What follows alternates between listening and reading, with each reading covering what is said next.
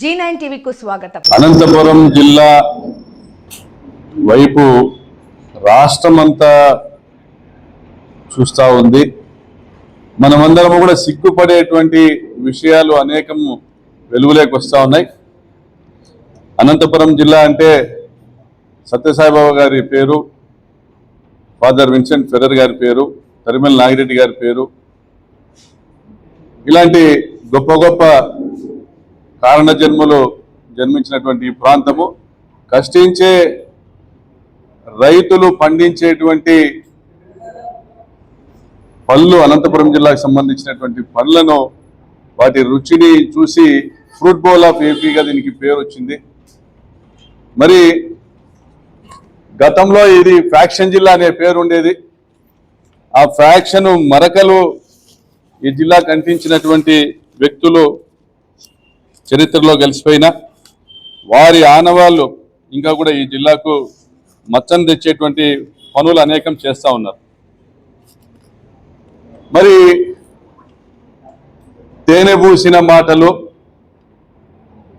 వెనక ఉన్నటువంటి తేనె పూసిన కత్తులు, మరి ఈరోజు ఎన్నో రాజకీయ కుట్రపన్నాలు కూడా చూసాం ఈ జిల్లాలో. మరి ఈరోజు హనీ ట్రాప్ అనేటువంటి వ్యవహారం వెలుగులోకి వచ్చింది. ఈ హనీ ట్రాప్ అనేది ఏంటంటే, ఒక రకమైనటువంటి స్టేటస్ కలిగిన వారిని లేదా డబ్బున్న వారిని ఎంచుకొని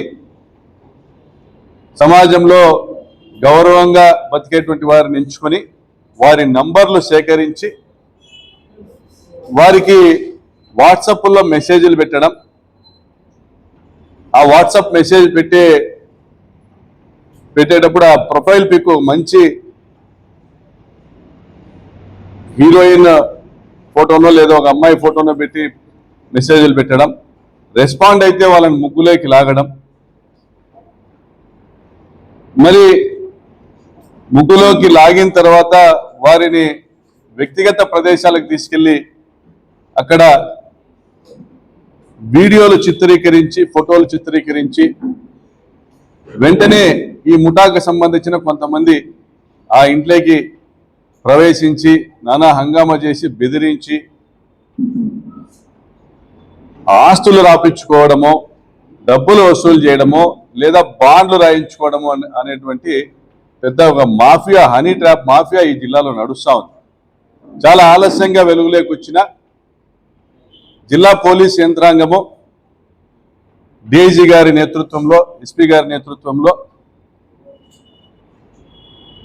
బాగానే వ్యవహరించినారని భావిస్తా ఉన్నాం. పాత్రదారులుగా ప్రచారము కాబడుతున్నటువంటి వ్యక్తులను, పోలీస్ అధికారులను అరెస్ట్ చేశారు. అనేక మంది పోలీస్ అధికారులపైన చర్యలు తీసుకున్నారు. మరి నేను ఒకటే ప్రశ్నిస్తా ఉన్నా, మీరు పాత్రదారులకే పరిమితమవుతారా డిఐజీ గారు, ఎస్పీ గారు? సూత్రధారులను వదిలేస్తారా? సూత్రధారుల వరకు మీ చేతులు వెళ్ళలేవా? వారిని మీరు అరెస్ట్ చేయలేరా? ఏ నియోజకవర్గంలోనైనా స్థానికంగా ఎమ్మెల్యే చెప్పిన వాళ్ళను డిఐజీ గారు, ఎస్పీ గారు సిఐల్ని కానీ ఎస్ఐల్ని కానీ అపాయింట్ చేస్తారు. మరి స్థానిక ఎమ్మెల్యేలు అపాయింట్ చేసుకున్నటువంటి పోలీస్ అధికారులు కోట్ల రూపాయల దందాలు నిర్వహిస్తా స్థానిక ఎమ్మెల్యేలకు వాటాలు ఇవ్వరా?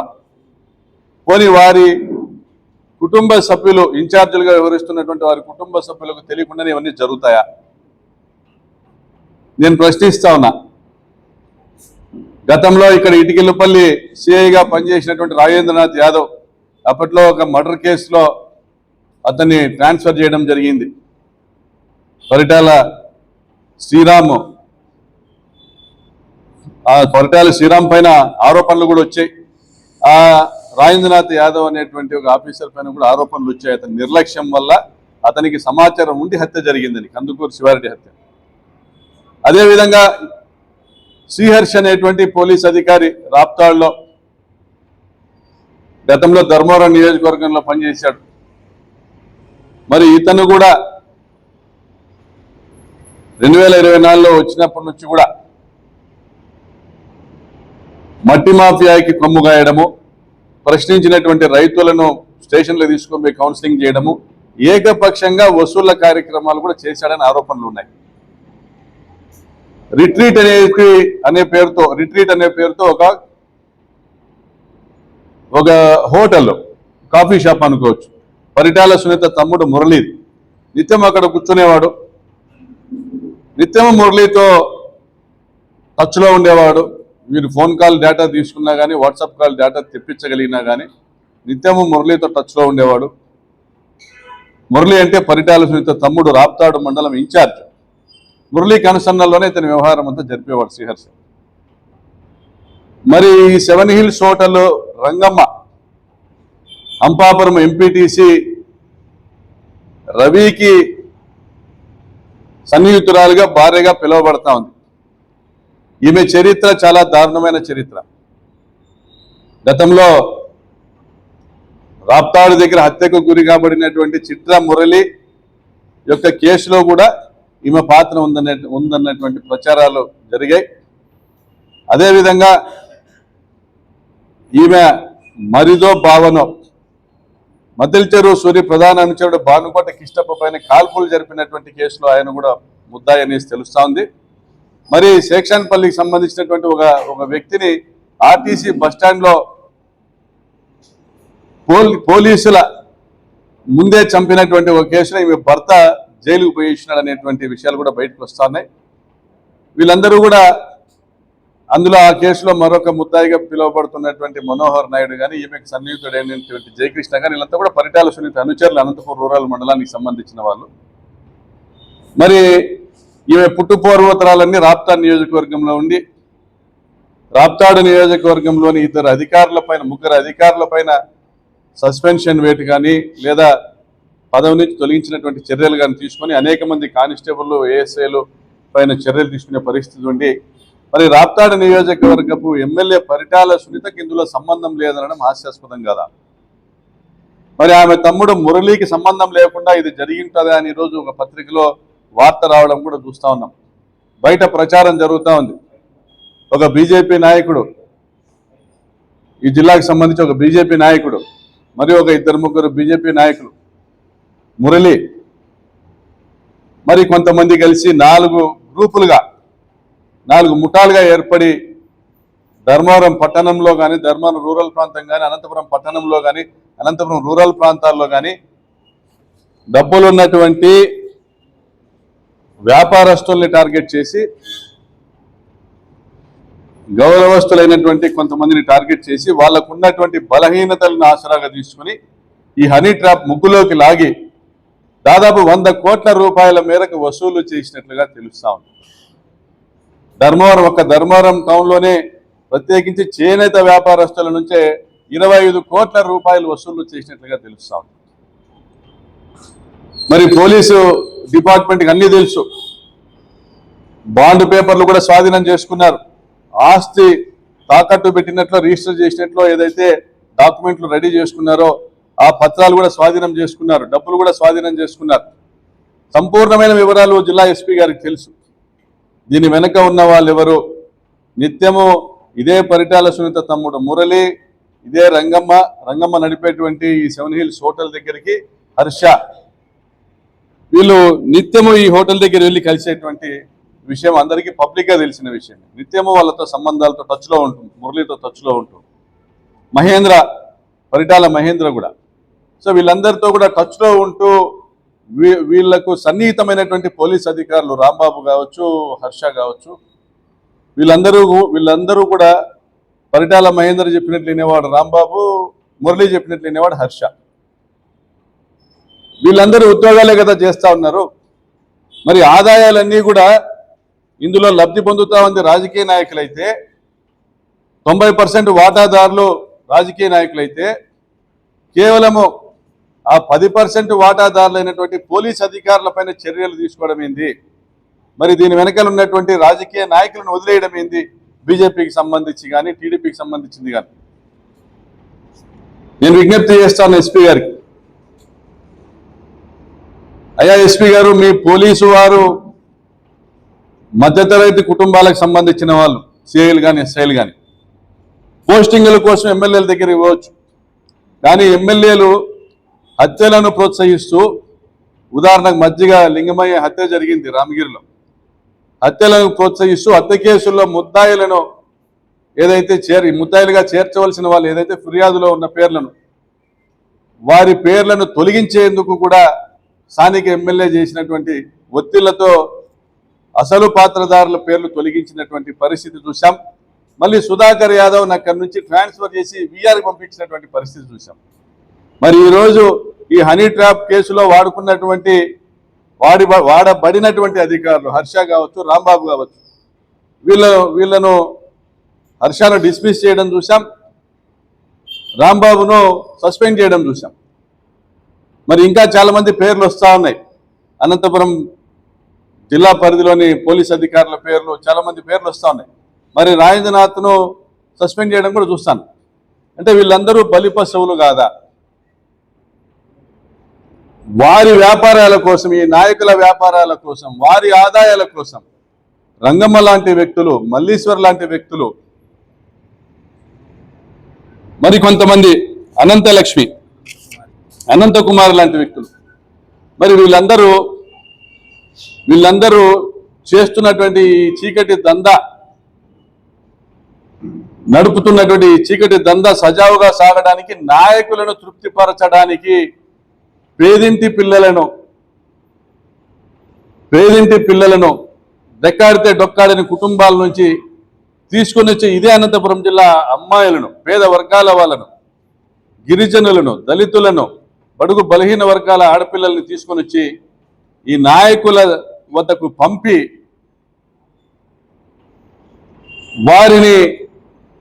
వారి మన్ననలు పొంది వారి అండదండలతో ఈ చీకటి వ్యాపారం చేయడం సిగ్గనిపించడం లేదా? నాకైతే చాలా బాధగా ఉంది. ఇటువంటి ప్రెస్ మీట్లో నేను కూర్చుంటాను నా జీవితంలో అనేసి ఇప్పుడు కూడా భావించలే.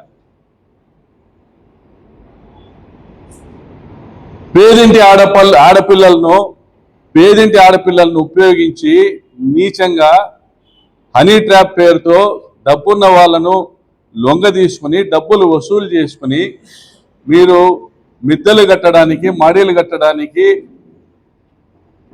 కోట్ల విలువైనటువంటి ఆస్తులు సంపాదించుకోవడానికి సిగ్గు కావడం లేదా?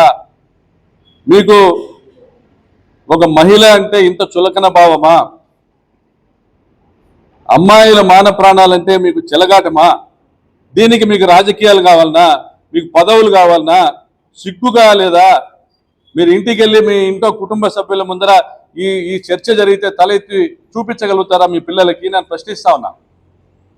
పోలీసుల్ని డోర్ మ్యాట్లుగా వాడుకొని వాళ్ళతో ల్యాండ్ మాఫియా నడిపించారు.